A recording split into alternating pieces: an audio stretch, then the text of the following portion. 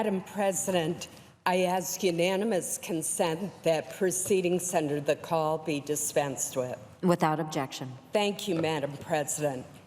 Madam President, I come to the floor to announce a very difficult decision that I have made, and that is to vote against the confirmation of Betsy Devos to be our nation's next Secretary of Education. Madam President, this is not a decision that I have made lightly. I have a great deal of respect for Mrs. Devos. I believe that she is a good person. I know that she cares deeply about the children of this nation. But for the reasons that I will explain, I simply cannot support her confirmation. Madam President, later today, the Senate will vote on a motion to proceed to the DeVos nomination.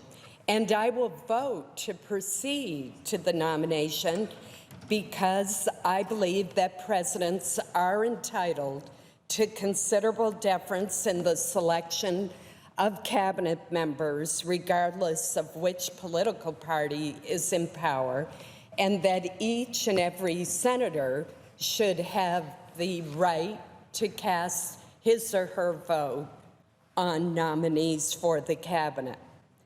That is why during President Obama's administration, I voted for procedural motions, including cloture, to allow the president's nominees for Secretary of Defense and for Secretary of Labor to receive up or down votes by the full Senate, even though I ultimately voted against those two nominees on the Senate floor. At the time, Madam President, I stated that it is appropriate for every senator to have an opportunity to vote for or against an individual cabinet member, and I still believe that that is the right approach. Now, let me again make clear what I said at the beginning of my remarks, and which explains why this has been a decision that I've not made lightly. I know that Mrs. DeVos cares deeply about children. I recognize that she's devoted much time and resources to try to improve the education of at-risk children in cities whose public schools have failed them, and I commend her for those efforts. I wrote to Mrs. DeVos seeking her assurances in writing that she would not support any federal legislation mandating that states adopt vouchers, nor would she condition federal funding on the presence of voucher programs in states. She has provided that commitment, and I would ask unanimous consent that the exchange of correspondence with Mrs. DeVos be entered into the record at the conclusion of my statement. Without objection. Nevertheless, Madam President, like all of us, Mrs. DeVos is the product of her experience.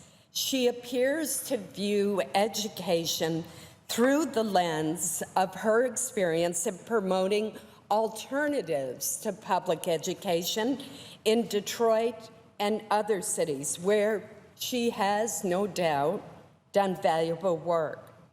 Her concentration on charter schools and vouchers, however, raises the question about whether or not she fully appreciates that the Secretary of Education's primary focus must be on helping states and communities, parents, teachers, school board administrators, school board members, and administrators strengthen our public schools.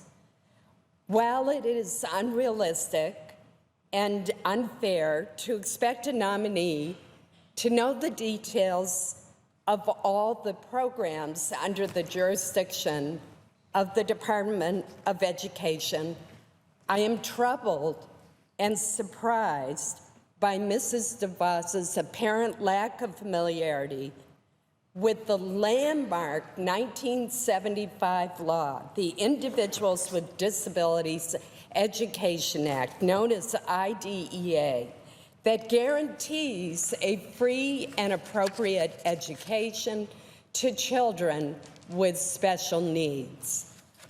The mission of the Department of Education is broad, but supporting public education is at its core. I'm concerned that Mrs. DeVos's lack of experience with public schools will make it difficult for her to fully understand, identify, and assist with those challenges, particularly for our rural schools in states like Maine. In keeping with my past practice, I will vote today to proceed to debate on Mrs. DeVos's nomination. But, Madam President, I cannot vote to confirm her as our nation's next Secretary of Education. Madam President, I yield the floor.